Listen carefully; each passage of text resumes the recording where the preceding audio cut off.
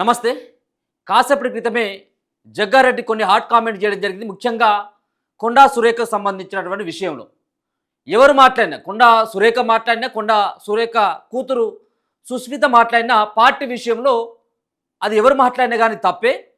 కొండా సుస్మిత ప్లేస్లో నా కూతురు మాట్లాడినా కానీ అది తప్పే. దీన్ని ఖండించదగ్గాల్సినటువంటి అవసరం ఖచ్చితంగా ఉంది అని చెప్పుకుంటూనే మరో పక్కన కాంగ్రెస్ పార్టీలో యాక్షన్ ఉంటుంది, రియాక్షన్ ఉంటుంది. మరో పక్కన క్షమాభిక్ష కూడా ఉంటుంది.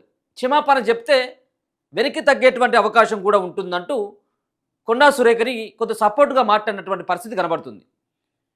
ఎప్పుడైతే నిన్న ముఖ్యమంత్రి రేవంత్ రెడ్డి ప్రెస్ మీట్ పెట్టి దానికంటే ముందే ఎమ్మెల్యేలు కానీ, ఎంపీలు కానీ, కాంగ్రెస్ పార్టీ శ్రేణులు కానీ ఎవరు కూడా కొండా సురేఖ విషయంలో మాట్లాడకూడదంటూ ఒక అల్టిమేటం జారీ చేసిన తర్వాత జగ్గారెడ్డి మాట్లాడడం ఇది కొంత హాట్ టాపిక్గా మారింది. ఎందుకంటే ఆల్మోస్ట్ కాంగ్రెస్ పార్టీ డిసైడ్ అయిపోయింది, కొండా సురేఖని ఇక కదిలించలేరు కొండనే అని.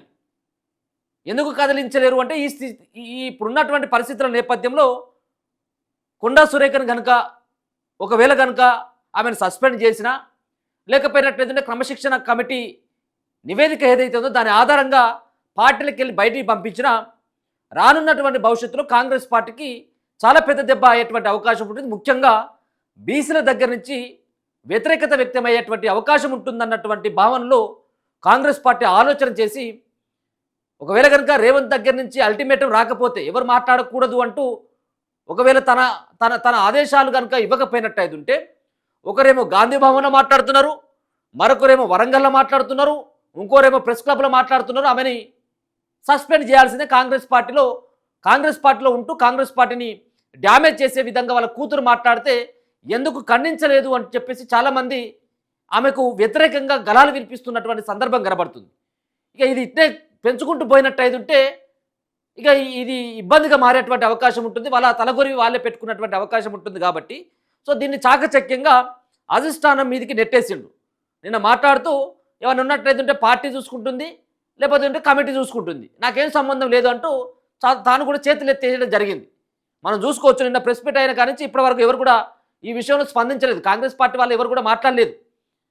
కాంగ్రెస్ పార్టీ ఎమ్మెల్యేలు కానీ ఇంకా మిగతా వాళ్ళు కానీ వరంగల్ జిల్లాలో ఉన్నటువంటి వాళ్ళు కూడా కాంగ్రెస్ పార్టీ శ్రేణులు ముఖ్యంగా కొండా సురేఖకు ఉన్నటువంటి వ్యతిరేక వర్గం అంతా కూడా ఎక్కడ కూడా ఏ చిన్న స్టేట్మెంట్ కూడా లేదు. దీన్ని బట్టే మనకు అర్థమవుతుంది తన పైన ఎటువంటి పార్టీ నుంచి సస్పెండ్ చేయడమో, పార్టీ నుంచి బయటికి పంపించడమో, కేంద్ర మంత్రి నుంచి ఆమెను తీసి పడేయడమో ఎటువంటి పరిణామాలు చోటు చేసుకున్నటువంటి అవకాశం లేదు.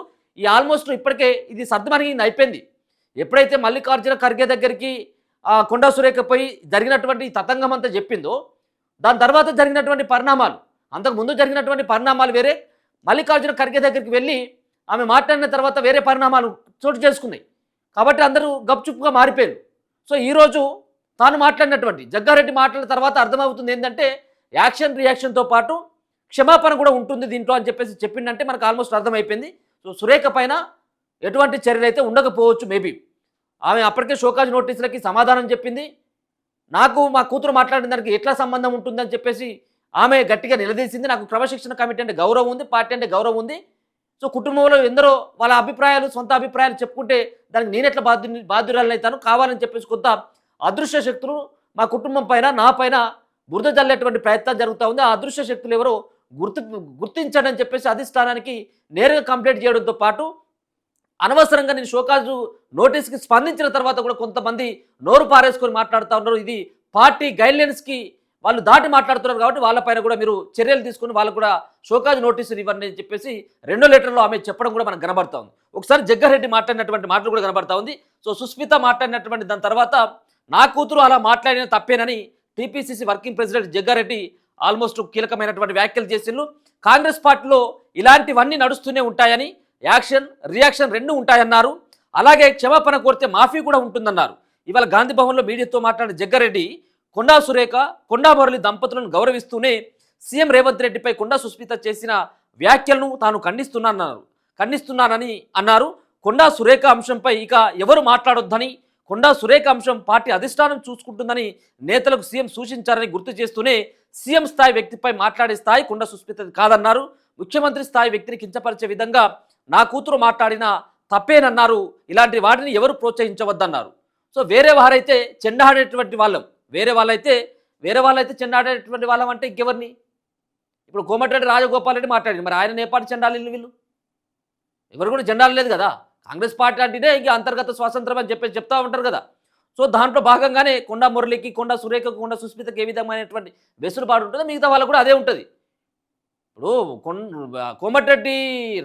కోమటిరెడ్డి వెంకటరెడ్డి పిసిసి అధ్యక్ష పదవిని 50 లక్షలకి 50 కోట్లకి రేవంత్ రెడ్డి కొన్నాడు అని చెప్పేసి అన్నాడు.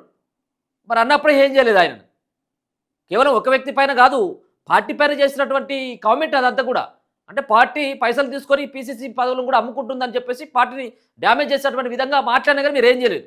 సో కొండా సురేఖ విషయంలో కానీ ఇంకొక వేరే విషయంలో కానీ కొంత కాంగ్రెస్ పార్టీ మిగతా పార్టీల కంటే కొంత భిన్నంగా కాంగ్రెస్ పార్టీ కనబడుతుంది. సో వేరే వారైతే మాత్రం చెండాడేటువంటి వాళ్ళం. రాజకీయంగా కొండ దంపతుల నాయకత్వాన్ని ఎవరు కాదనలేమని, వారి వ్యక్తిగత రాజకీయాలను సవాలు చేయడం లేదన్నారు.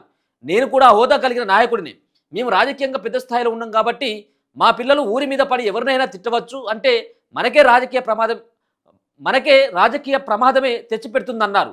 కొండ దంపతుల కూతురు కాబట్టి ఆచితూచి వ్యవహరిస్తున్నామని, అదే ఆపోజిషన్ నేతల బిడ్డ అయితే ఈ పాటికి బంతాట ఆడుకునేవారమని కామెంట్ చేయడం జరిగింది. ఇంతకంటే ఘోరంగా తెల్లారి లేస్తే నీ ముఖ్యమంత్రి హైట్ పైన వెయిట్ పైన ఆడ అరవింద్ మాట్లాడుతూ ఉంటాడు. ఇప్పుడు అంటాను కదా, జగ్గారెడ్డి విరటోళ్ళ ఏది ఉంటే మేము బాగా చర్యలు తీసుకుంటామని. మరి అరవింద్ మాట్లాడతలేడా?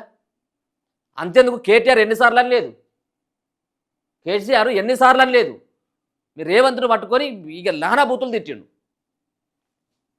సో ఆపోజిషన్ నేతల బిడ్డ అయితే ఈ పార్టీకి బంతాట ఆడుకునేవారమని హాట్ కామెంట్ చేశారు. కాంగ్రెస్ నేతల కూతురు కాబట్టి కాస్త మౌనంగా ఉన్నామని, ఈ వ్యవహారాన్ని ఏఐసీసీ చూసుకుంటుందని ఇదే విషయాన్ని సీఎం చెప్పారన్నారు. గతంలో ఉమ్మడి రాష్ట్రంలో కాంగ్రెస్లో ఎన్నో యుద్ధాలు, అంతర్గత పోరు జరిగాయి. గాంధీ భవన్లో బాంబులు వేసుకున్నారు, కానీ నేతల పిల్లలు ఇన్వాల్వ్ కాలేదన్నారు. రాజశేఖర రెడ్డి, జనార్దన్ రెడ్డికి పెద్ద యుద్ధమే జరిగిందని, ఈ వ్యవహారంలో పీజీఆర్ను పార్టీ సస్పెండ్ చేసిందన్నారు. ఇప్పుడు ఈయన మాట్లాడిందే మామూలు మాటలు కాదు. జగ్గారెడ్డి కూడా అసలు నానాభూతులు తిట్టిననుకోరాదు రేవంత్ రెడ్డిని కాంగ్రెస్ పార్టీలో అత్యంత ఎక్కువగా తిట్టేటువంటి జాబితాలో మొదటి ప్లేస్లో జగ్గారెడ్డి ఉంటాడు. ఒకవేళ తీసుకున్నట్టయితే జగ్గారెడ్డి పైన తీసుకోవాలి.